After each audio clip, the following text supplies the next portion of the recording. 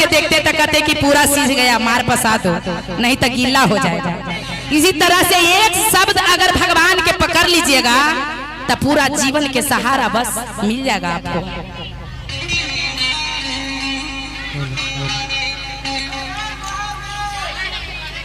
जय जय हो भैया, हर हर महादेव।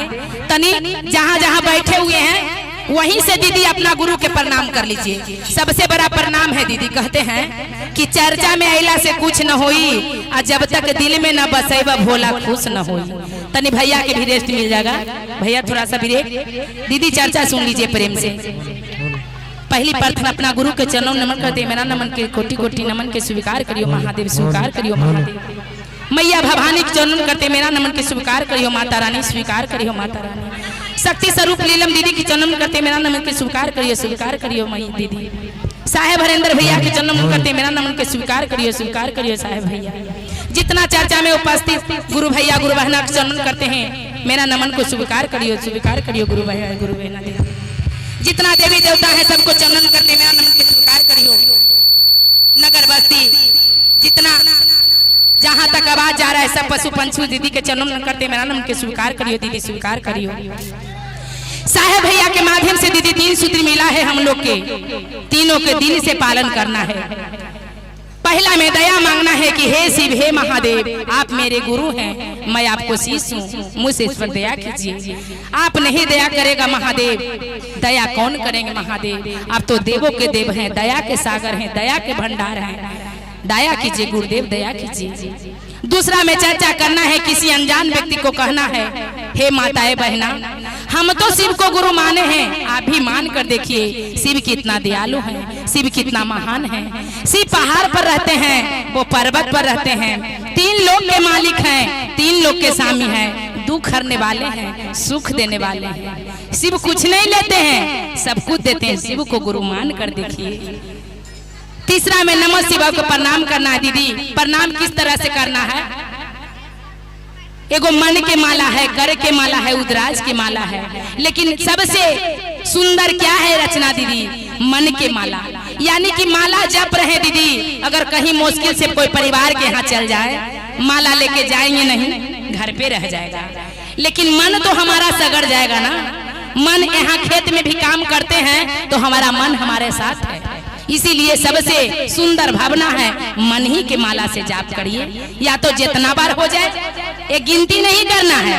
मन हमारे लग रहा है कि शिव के नाम जप रहा है, बस मन से माला जपिए। आज दीदी हमारे मन साथ नहीं है तो सोचिएगा कि आप झोला एगो ले लें। यहाँ के बाजार कहाँ है दीदी? गुरुआ। कितना अच्छा बात है, गुरु के दरबार में गुरुआ के बाजार लगल है।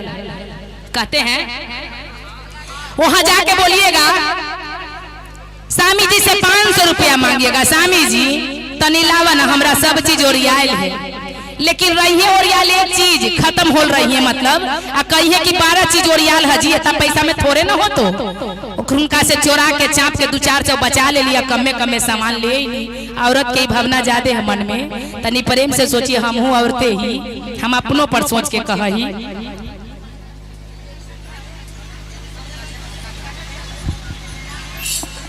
अब मन हमारे कहाँ है दीदी? स्वामी जी से पैसा मांग रहे हैं, लेकिन मन हमारे कहाँ है? छुछुर बुद्धि में लगल है। एकरा में 2-4 जो बस जाइए।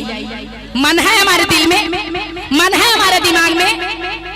अब झोला लेके चलते रहली, जैते जैते तनी ऑटो मिलल कुछ दूर आगे जाके, मन सोच रही कि बचत 200-400 की न बचत। अब मन कहीं आओ भटकैले हैं, और जब ऑटो पर लाती धरेंगे तो एगो गोर नीचे रह जाएगा, एगो गोर टेम्पू पर चढ़ जाएगा, छितरा के प्राण टूट जाएगा। सोच लीजिए, गुरु यही अनमोल रतन दिए हैं कि मन जब हमारे शिव के ओर नहीं है तो कितनों पूजा कर लीजिए, कितनों माला जप लीजिए, कोई फायदा नहीं। मन ही से भगवान की सेवा करिए। अच्छा लग रहा है सुनने में दीदी? ये न कि खिचड़िया में डाल दिली थोड़ा सतुआ, थोड़ा टमाटर, थोड़ा प्याज, एक के दिन घटोर के खा ले लिया, फिर बिहानों के मुंह बांध दिया।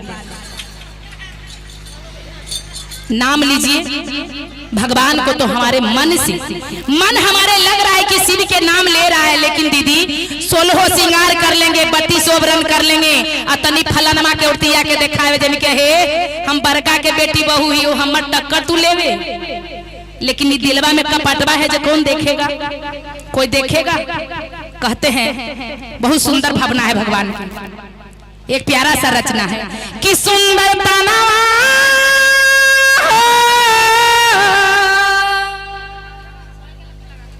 कि सुंदर तनवा दीदी माटी के मकान बनलवा, अरे है ऊपर साबुन से नहाएवा दिल में कचरा भरलवा। लगा ली लिपस्टिक लैक्मी के लाइए, कितनों कंपनी के ला के लगाइए, लेकिन ये कोई चमक नहीं देगा जब तक दिल नहीं चमकाइएगा, है ना। आज कितना सौभाग्य की बात है कि हमारे दीदिया महिला सब मिल के आज गांव में मंदिर में चर्चा रखा है कि इनको अपना लिए दीदी, ये पूरा गांव समाज के लिए कि गांव में शांति मिले और सबके घर में भगवान सहयोग करे कि दरबार भगवान के लगा हुआ है और गांव में संस बरकत मिले, सबके मन में शांति मिले। ऐसा ऐसा नारी संसार में जब हो जाए दीदी, गांव चमक जाए, उनको घर चमक जाए, धरतिया के भाग जग जाए। बोलिए शंकर भगवान की। ऐसा ही नारी को प्रण रखना चाहिए। सुने ना दीदी, तब क्या कहते हैं, 3 सूत्र के बारे में तो बता दिए, एक सुंदर सा कहानी है दीदी, छोटा सा शब्द में तनी हम चर्चा कैली, हम मोबाइलों पर देखला यूट्यूब पर बहुत रगन चर्चा, सासू पुतोहिया वाला सब चीज वाला सुने ना माई, लेकिन आज घरेलू चर्चा करना चाहिए, क्योंकि जब घर सुधरे दीदी तो दुनिया संसार सुधरे, और घर बिगड़े तो दुनिया जेवार लूटे लगेगा, लूटेगा। कहेगा क्या, चर्चा करता है, भजन करता है, करता पुतोहिया सही है नहीं, एक बेटवा तो सही है नहीं, लेकिन का करवा दीदी, किस्मतमा में दुख लिखा रहे ना दीदी, तो कितनों लोग के हास्य से दुख न कलटा, दुख न टला है, लेकिन भगवान के शरण धरे से दुख जरूर टलता है ना। आज दीदी हमारा चलता सामान है, पति जी भी इतना प्यार करेंगे ना, कहेंगे कि अरे सुंदर हमारा औरतिया है, इसको इतना प्यार दें कि कोई के गलत नजरिया देखे के मौका न मिले। लेकिन आज चलते समय में दीदी सामान अगर गोड़ टूट जाए, हाथ टूट जाए, पति जी आपको पकड़ के बैठे नहीं रहेंगे, कहेंगे तोरे देखते रहियो कि हमारा अपन काम देखियो। सही बात है ना दीदी, शरीर अपना है तो बस सिर्फ भगवान के हवाले है, भगवान के हवाले है। जब तक भगवान हमारा सहारा नहीं देंगे, इस शरीर एक कदम का, एक सेकेंड के लिए धड़कन चलने के लिए भी तैयार नहीं।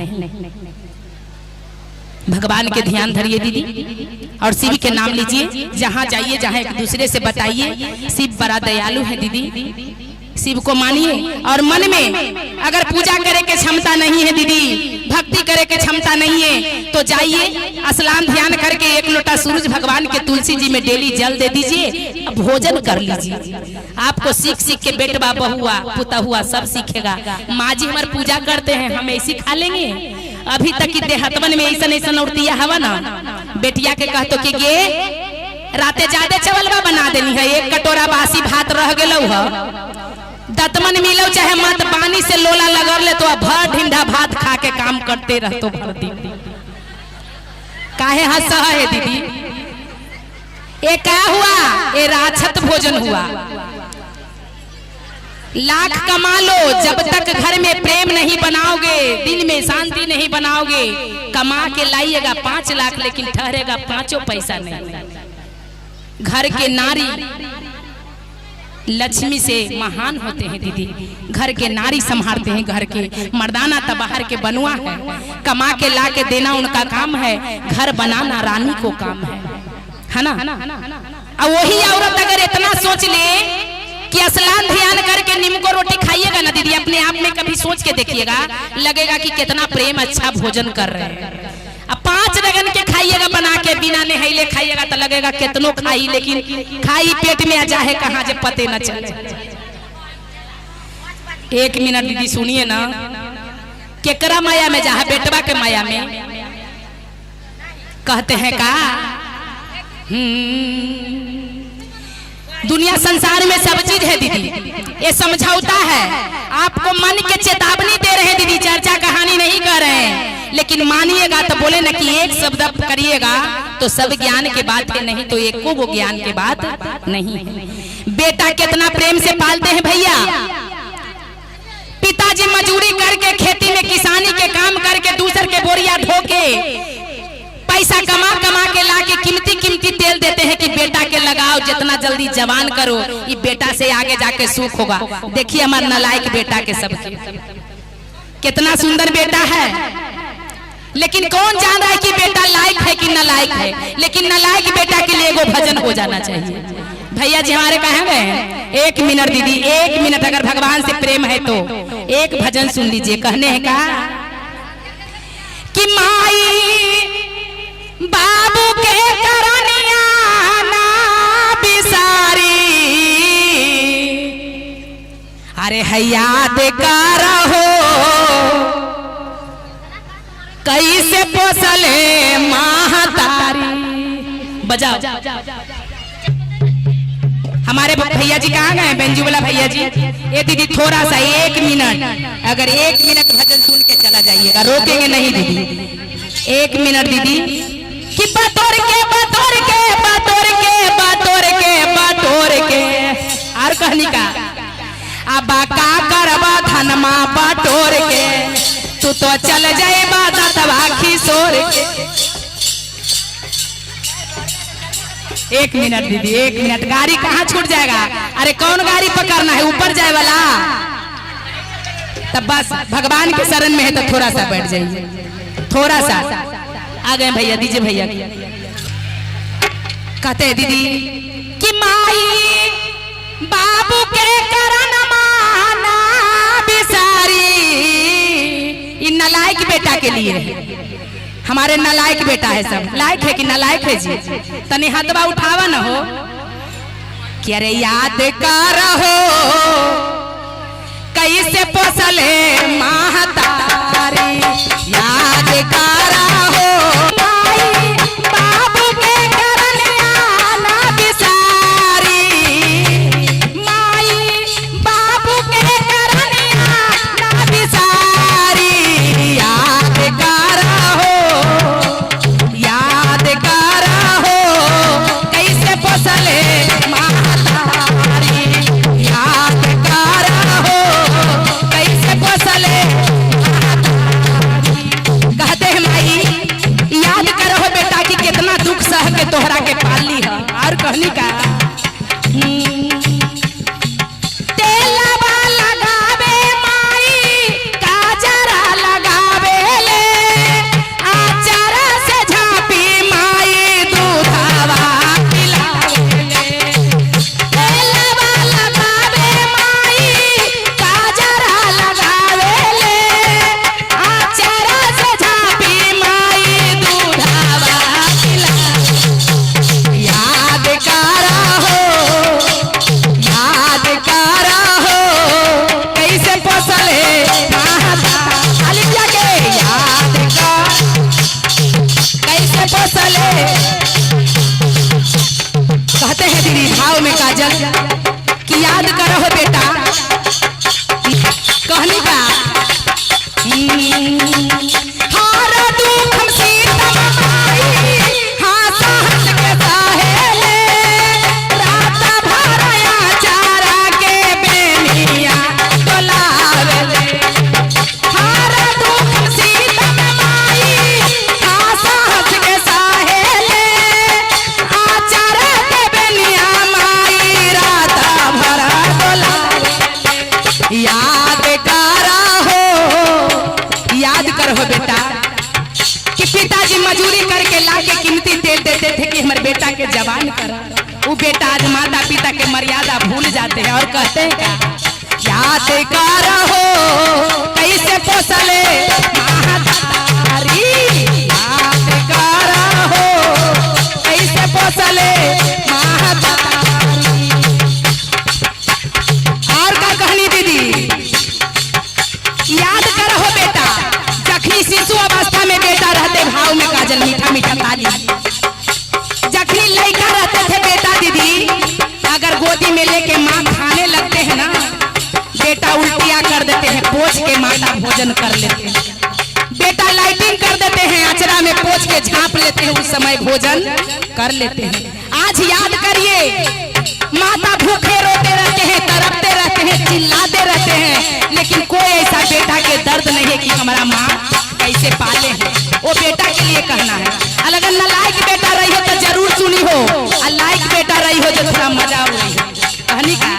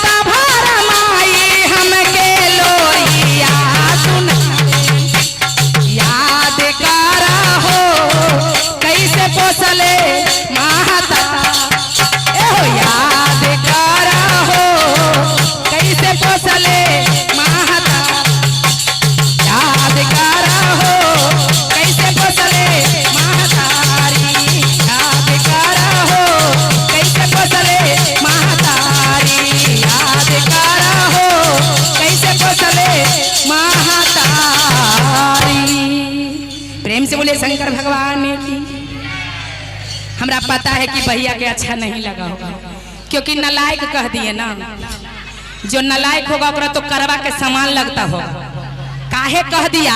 लेकिन ये नहीं कहते हैं बेट भौआ, हम ये कहते हैं भैया कि अरे सब चीज करिए, लड़ना झगड़ना तो धरती पर कामे है, लेकिन माता पिता के मर्यादा के थोड़ा सा। शंकर भगवान की।